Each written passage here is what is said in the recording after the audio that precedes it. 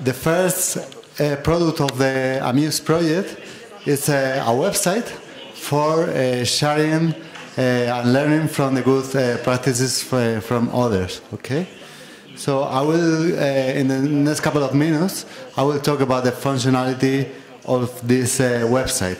But first, we will try to answer the question of what is a good practice in autism. So we first have to consider the context and especially the inclusion policies.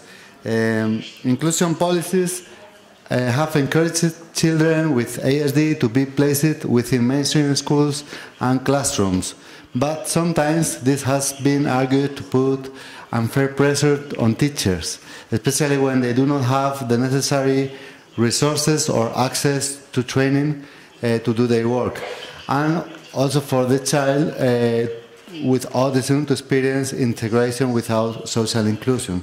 So that's one important thing we have to consider.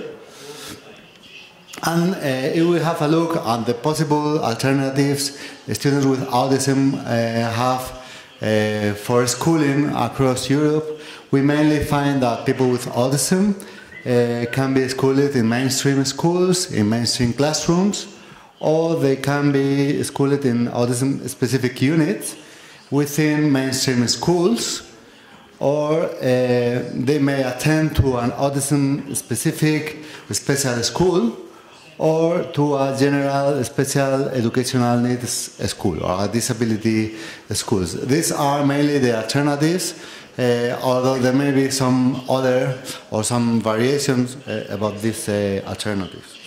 So within AMUSE project, we have tried to highlight the benefits of the autism units from the point of view that usually within an autism unit you can do everything you can do in a special education school, but in a setting where children have more access to interactions with typically developing children. Okay, but we think it is good to keep all this range of alternatives so that the best alternatives can be chosen for each student with autism. Okay. According to the information we have, we believe that there was a rapid increase of autism units in mainstream schools across Europe, although this increase might be uneven. Even we better know the situation in Spain, because we live there, and we know that in some of the regions in Spain there are hundreds of those units, while in others there are very few of them or even none of them. So it is a modality of schooling or of educational provision that can be fostered in some way. What evidence suggests in relation to autism-specific supports is that the children with autism progress much better when autism-specific educational supports are provided.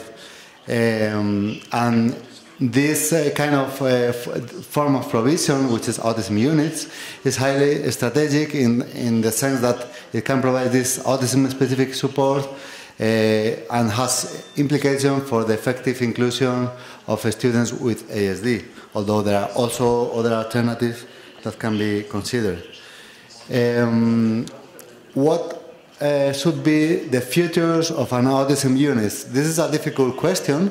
And from a workshop we developed in Valencia with the teachers of the Teacher Training Center of the Cefire Valencia, we reached some kind of agreement that autism units should be located in a mainstream school where there are inclusive policies and practices.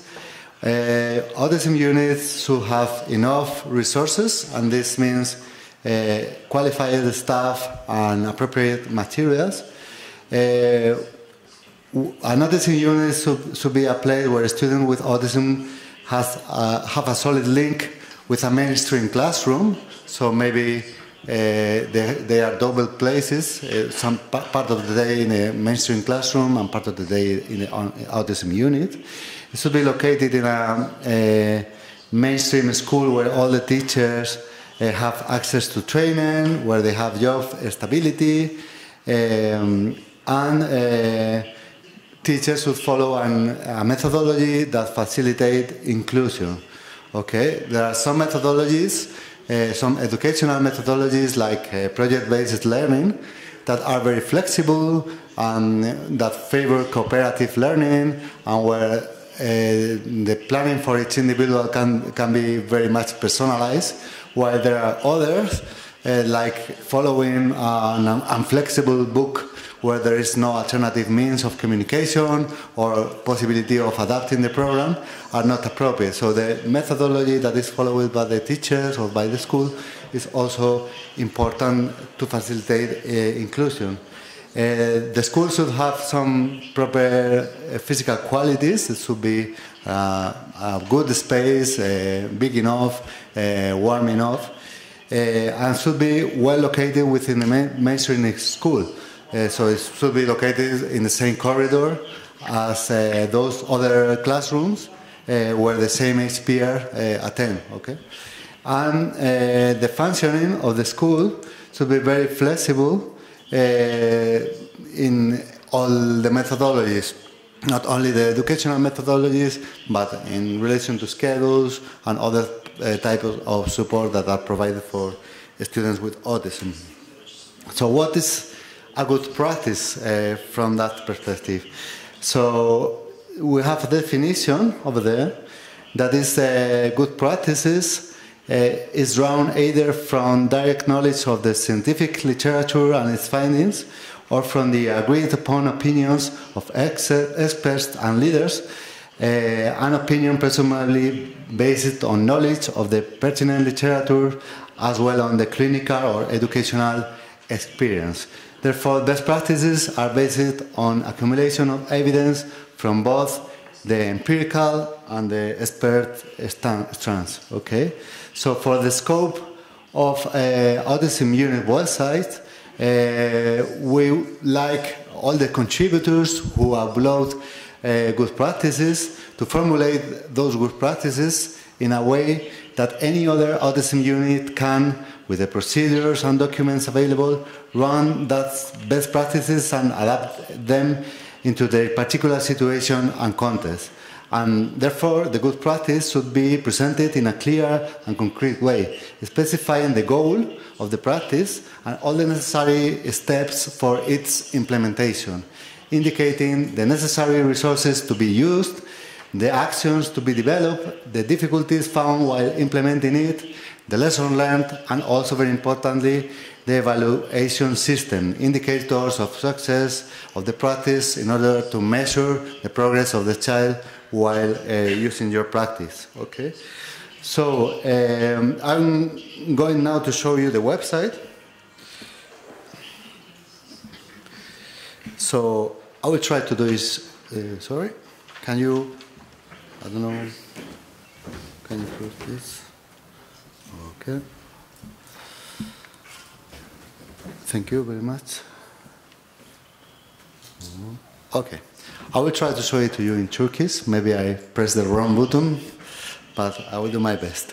So if you go to the homepage, you find a place where you have the possibility of finding good practices already uploaded by other people. Okay?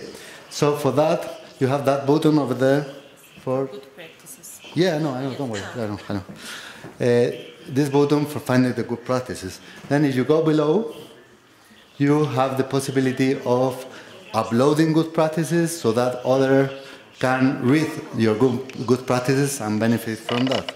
And you can also, if you don't find the good practice you need, you can ask for a good practice by pressing this button. And if you do so, I will receive an email with your requirement, and I will try to find who can help you with this particular good practice. Okay? So the most important functionality for those who arrive here for the first time may be to have a look on the good practices already available. So you press this button, and then you have several filters. You can select like the goal or the good practice, and then you have goals for cognitive accessibility, goals for including in society, for the pupil well-being, for academic achievement, for key daily life skill achievement. Okay, you also have some. You have the possibility of selecting the author of the good practice. If you have already read a good practice from someone, you may want to see what other good practice that school or person has already shared. And you can also share the range of ages or the academic area you are looking for. Or you can also enter a keyword term to facilitate your search of the good practice. And below, you will get the good practices from that search you have made. If you don't make any search, then you have the full list. There are currently about 120 good practices already here, so I have to thank all of you for doing this work, of sharing your work, especially for the schools participating in the project, who did this effort of sharing their good practices, but also for many of you that in those previous days have been sharing your good practice. So it is very important, because otherwise the website would not be useful at all. So whatever the language you upload your practice, everyone with automatic translation will be able to read them in their own language. So you can read in Turkish the practices our colleagues from Spain and from the UK have translated. You can read them in Turkish, and we are very happy to be able to read in Spanish or English the practices you have shared from here. So thank you very much. And that is the first thing you can do. If you want to upload a good practice, we ask you to register in the website. Okay. So for doing so, you have to press this small icon here and say to create an account here. And if you create an account, I will try to do it. Okay. It will ask you for several fields of information, like the name of the mainstream school you are. I will put Konya. Oh, sorry. School. And you have to write an email, or just write something like looks like an email. Okay. And you have to provide your username. Okay, I will put this. This is just an example, and a password.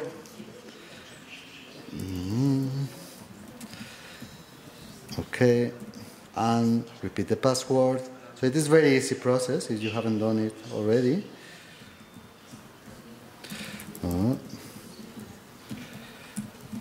And then the name of the city where you are, let's say Konya, and the country, I would say Turkey. Okay? So with that, you can create the account. I'll say, just remember this, yes? Okay? So now I can log in. Okay, so now I am logged in, and I have the possibility of uploading good practices. Okay, if I go there and now go and press this button of good practice, or also I can do it from this menu, I think, and this one at the end, isn't it? Adding a good practice. So if you follow this process, then you have to provide information like the name of the good practice, the description, a short description of the good practice that will be shown together with the picture of the good practice when the good practices are listed. The picture you want to use to represent your good practice. Another information fields like the goal, the academic area, the moment of the year where you use it, the age range of the children, and the steps and the difficulties you have find, and the indicators. Okay. So once you have filled all this information, you can just press here, and the good practice will be saved into the website. And immediately after that, everyone will be able to see your good practice. If you think you haven't completed all the information and you want to complete it later, then you can go to this metadata section and select a publication date that will be after, or will be 1 week after, or whenever you want, or whenever you think your good practice will be fully available. Okay, and you can also close, and then the contest will not be saved. Okay, so that's some of the schools will be also registered as expert reviewers, and they will have the opportunity of scoring or rating the good practices with 1 star, 2 star, or giving a comment considering if the good practice is good for some particular theme, or if there are some opportunities for improvement of the good practice. And if you want to ask for a good practice to anyone in the website, you can just fill this short form, and you can give your name, your email, and the kind of good practice you are looking for. So that's all from my part. This is the first intellectual output of AMUSE project, and I hope that you like it and you can benefit from that, and that you still sharing your knowledge. That will be very useful for all the teachers, families, students with autism connected to an Autism Europe unit across Europe. So thank you very much.